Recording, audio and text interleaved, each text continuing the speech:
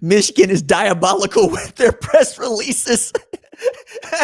Just before the kickoff of the Big Ten championship game, college football media got an email from Michigan and told everybody, "Hey, we just hired a special teams coordinator, and his name is Kerry Coombs." What's up, kidfolk? It's RJ Young. I am not on a step mill. This is your first time watching Adapt and Respond. Thank you for joining us here. We talk college football year round. If you're into that, hit that subscribe button, like this video, answer the question in the comments below. What do you think about Kerry Coombs joining the enemy, Michigan Wolverines, as their special teams coordinator for the 2026 season? Yo, if you are unaffiliated with going down the rabbit hole that is Ohio State and Michigan football, you wouldn't know that Kerry Coombs is a well-respected assistant coach, Ohio State Buckeyes. Yes, he has worked for the Tennessee Titans. Yes, he has worked at Cincinnati.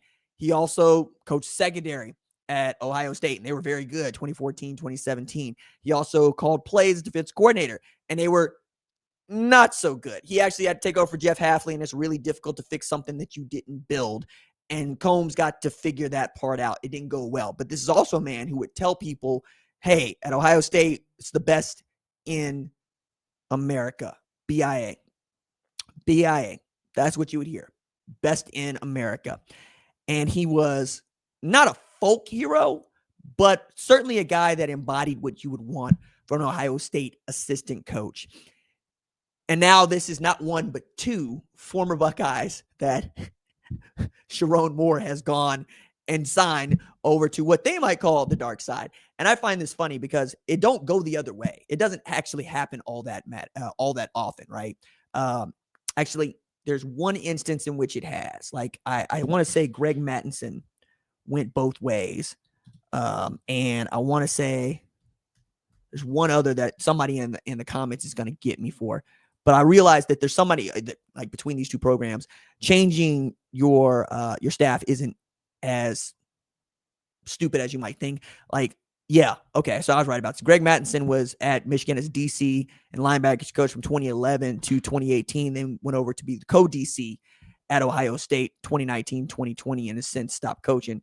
I find these things particularly funny. I think that they're cool. I like watching them happen. I also think that they're very good in as far as ginning up some animosity in the rivalry. Like when Tony went over there, everybody had feelings too, because that was running backs coach at Ohio State. But that one for me was more about how much you're getting paid and how much people think that you are worth. And he goes over there and they win a national championship. It's just how it happens, man. I'm also looking at this from the standpoint of, like, how much better did you think that you were going to be? Because if you think that you got to hire a former Buckeye, then you're also looking at him as a great coach. And if you think that you're hiring a former Wolverine, you're also looking at him as a great coach. But when I think about guys that are really, really great at this, yeah, they can go both ways. So I mentioned it, right? Tony Alford leaves Ohio State after being their running backs coach from 2015 to 2023 to be the running backs coach in Michigan and walk right in on national championship the next year.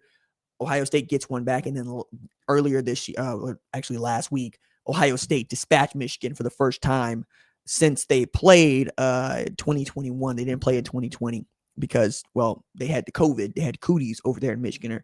That's what they told the rest of us. Again, I find this fascinating because when J.B. Brown was fired, it was news, right? And it was like, okay, so you want to go get somebody different for your special teams. Cool. Hopefully that can identify a kicker for you. Maybe get your kick return game back on track and not make it into such a liability when you got to return punts back there. But going to get a guy like Kerry Coombs is also, you're going to get a guy that can recruit his behind off. Like, he worked for Brian Kelly, he worked for Ryan Day, worked for Urban Meyer. Matter of fact, one of the unsung heroes on that Brian Kelly staff, 2007 Cincinnati, now that I think about it. And really another guy that I think has been doing this for so long that people just forget, he's an Ohio guy. And that's what makes this really interesting. It's difficult for Ohio guys to go, north of the border, or at least we're led to believe it is.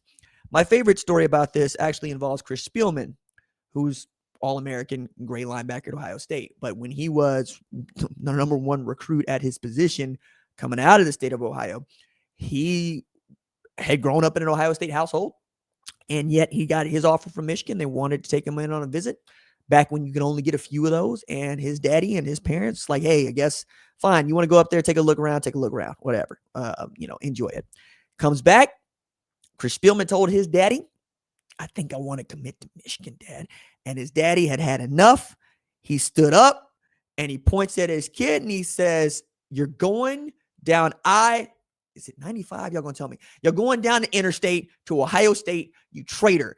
And I've loved that story forever because his daddy had had enough. I mean, parents is undefeated in recruiting.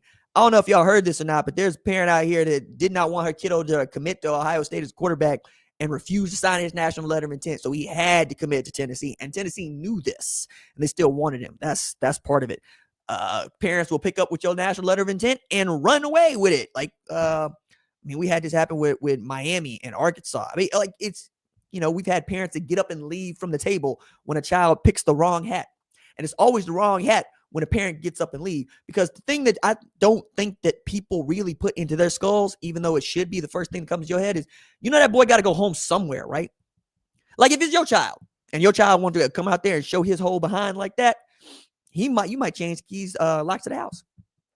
Or do something even more diabolical, like, put sugar in the gas tank. I'm not sure.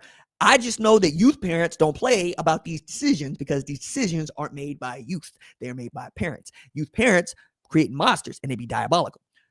All this to say, this is the environment that we're in, right? Where you could have a guy like Kerry Coombs show up on a Saturday night in a press release right before Ohio State and Indiana got to play for the Big Ten championship. Man, the petty involved in sending that thing out now. Also putting a whole bunch of beat writers and folks to work at a time when they're supposed to be focusing on the Big Ten championship. You know what I'm saying? There's somebody in Detroit right now that's like, damn, I thought I was going to be able to watch the first half. Now I got to go do this segment and I got to write this. I got to write this newser, and then I got to follow up with it, get some quote about it. Damn, I'm not even going to be able to pay attention to what's going on with this ball game. Kind of like yours truly. Like it's one of those, dog. You're supposed to have your focus anywhere else. But because this news is such a big deal to the enemy and not so much to Michigan, it is the kind of thing that you end up talking about. Again, I think it's funny, and I think it's wild, and I think it's worth continuing to talk about. But the timing for this is the reason that we're doing it. Again, when they want you to know about it, they want you to know about it. And you'd be like, hey, can you just let me know when I can't go to dinner, all right? Because I don't want to be out for dinner with my wife and I get this news alert coming over. You could just tip me off. Meanwhile, it's like, nah, I don't care now about you being at no Big Ten championship. Send. Stupid.